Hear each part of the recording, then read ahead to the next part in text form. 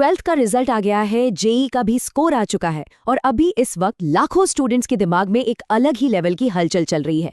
हर तरफ से सजेशंस आ रहे हैं और कंफ्यूजन बस बढ़ता ही जा रहा है। लेकिन टेंशन लेने की बिल्कुल जरूरत नहीं है। आज इस एक्सप्लेनर में 2026 के पोस्ट 12th बोर्ड और जेई रिजल्ट से जुड़े हर एक कंफ्यूजन को बिल्कुल क्लियर करने वाले हैं। सीधे पॉइंट पर आते हैं और देखते हैं कि अब आगे के लिए सबसे बेस्ट ऑप्शंस क्या हैं। इस वक्त दिमाग में कई सारे सवाल घूम रहे होंगे, राइट? जैसे क्या ड्रॉप ले लेना चाहिए, या क्या प्राइवेट कॉलेज ज्वाइन करना एक सही फैसला होगा, या फिर अगर जेई ठीक नहीं गया तो आखिर इन बोर्ड मार्क्स का करूं क्या? ये बहुत ही नेचुरल सवाल हैं। जब रिजल्ट सामने आता है तो थोड़ा पैनिक होना बिल्कुल आम बात है, पर यहाँ ज़रूरत है शांति से बैठकर प्रैक्टिकली सारे ऑप्शंस को समझने की। तो इस सारे कन्फ्यूजन को दूर करने के लिए इस गाइड का एजेंडा बिल्कुल सीधा और सिंपल रखा गया है। पहला हिस्सा कम जेई स्कोर वाला सिनारियो, दूसरा हिस्सा अच्छा जेई स्कोर वाला सिनारियो, और आखिर में एक गोल्डन एडवाइस जो हर एक स्टूडेंट के काम आएगी, चाहे उनका स्कोर कुछ भी क्यों ना हो। चलिए शुरू करते हैं पहले सिनेरियो के साथ, कम जेई स्कोर। ये उन स्टूडेंट्स के लिए है जिनके बोर्ड एग्जाम्स में तो 65% या उससे ज्यादा मार्क्स आए हैं, लेकिन जेई परसेंटाइल थोड़ा वीक रह गया है। ऐसी सिचुएशन में सबसे पहले तो घबराना बिल्कुल बंद कर देना चाहिए। एक छोटी सी बात समझनी होगी। देखिए, बोर्ड मार्क्स ये प्रूव करते हैं कि पढ़ने की लगन है और डिसिप्लिन के साथ मेहनत की जा सकती है। दूसरी तरफ जेई परसेंटाइल क्या है? ये सिर्फ और सिर्फ एक दिन के एक सिंगल एग्जाम का रिजल्ट है। एक एग्जाम किसी का पूरा पोटेंशियल थोड़ी डिफाइन कर सकता है। बोर्ड्स में की गई वो सॉलिड मेहनत आगे बहुत काम आने वाली है। तो प्रैक्टिकली अब सबसे बेस्ट ऑप्शंस क्या बनते हैं? पहला ज़बरदस्त ऑप्शन है स्टेट काउंसलिंग कॉलेजेस। अपने ही स्टेट के इंजीनियरिंग काउंसलिंग में अप्लाई करने पर वहाँ काफ़ी बढ़िया मौके मिल सकते हैं। दूसरा ऑप्शन है reputed private universities. VIT, SRM, Manipal, KIT या चंडीगढ़ यूनिवर्सिटी जैसे टॉप इंस्टीट्यूशंस को एक्सप्लोर किया जा सकता है। और तीसरा स्मार्ट रास्ता है डायरेक्ट एडमिशन कॉलेजेस का। ऐसे कई बेहतरीन कॉलेजेस हैं जो उन्हीं सॉलिड बोर्ड मार्क्स के बेसिस पर डायरेक्ट एडमिशन देते हैं जो इतनी मेहनत से हासिल किए गए हैं।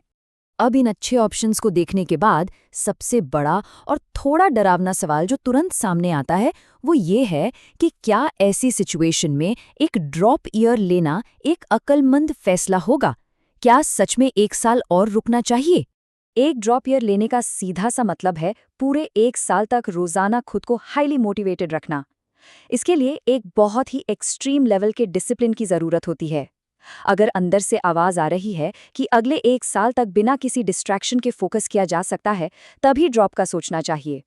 और सबसे जरूरी बात, कभी भी दोस्तों, रिश्तेदारों या पेरेंट्स के प्रेशर में आकर ड्रॉप नहीं लेना चाहिए। अगर अंदर से कन्विक्शन नहीं है तो ये एक बहुत बड़ी गलती साबित हो सकती है। तो फिर अब सबसे स्मार्ट मूव क्या होना चाहिए? बेस्ट एक्शन प्लान यही है कि अगर ड्रॉप नहीं ले रहे हैं तो एक अच्छा कॉलेज ज्वाइन कर लेना ही सबसे बेहतर है। उसके बाद अपनी पूरी एनर्जी आज की मॉडर्न एम्प्लॉयबल स्किल्स सीखने में लगानी चाहिए। फर्स्ट ईयर से ही कोडिंग सीखना शुरू करना, आज के टाइम की सबसे डिमांड वाली चीज़ यानी एआई स्किल्स डेवलप करना और अपनी कम्युनिकेशन स्किल्स को डेली पॉलिश करना। यकीन मानिए, किसी एंट्रेंस एग्जाम के मार्क्स नहीं बल्कि ये मॉडर्न स्किल्स ही मिलकर एक जबरदस्त करियर बनाएंगी। अब आते हैं दूसरे सिनेरियो पर, अच्छा जेई स्कोर।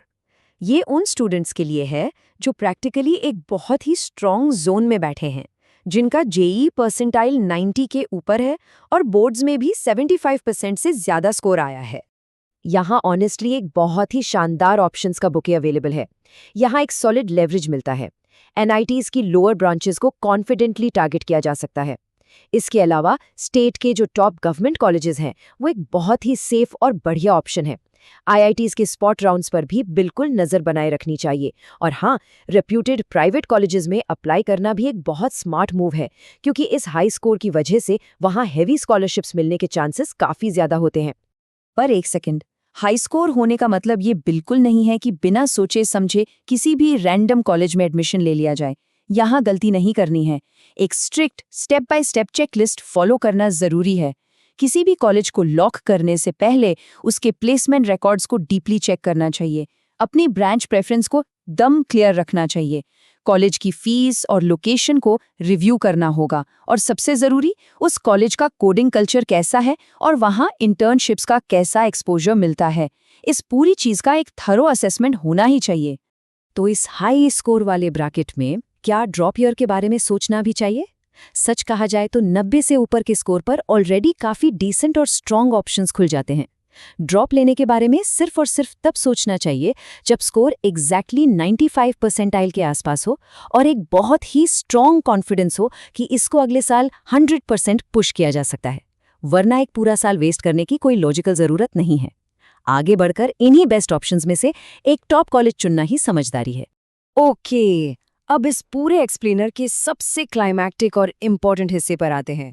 ये है गोल्डन एडवाइस, जो हर एक स्टूडेंट पर यूनिफॉर्मली लागू होती है, चाहे उनका टेस्ट स्कोर या रैंक आखिर में कुछ भी क्यों ना आया हो। इस एक सच्चाई को बिल्कुल ध्यान से सुनना और समझना जरूरी है। कॉलेज सिर्फ गेट ओपन करता है, करियर हमेशा स्किल्स बनाती हैं। ये एक 100% सच बात है।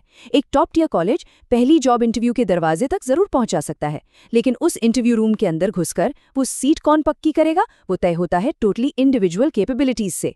कॉलेज सिर्फ एक स्टार्टिंग लाइन है दोस्तों, असली रेस तो हमेशा मेहनत और हुनर से ही जीती जाएगी।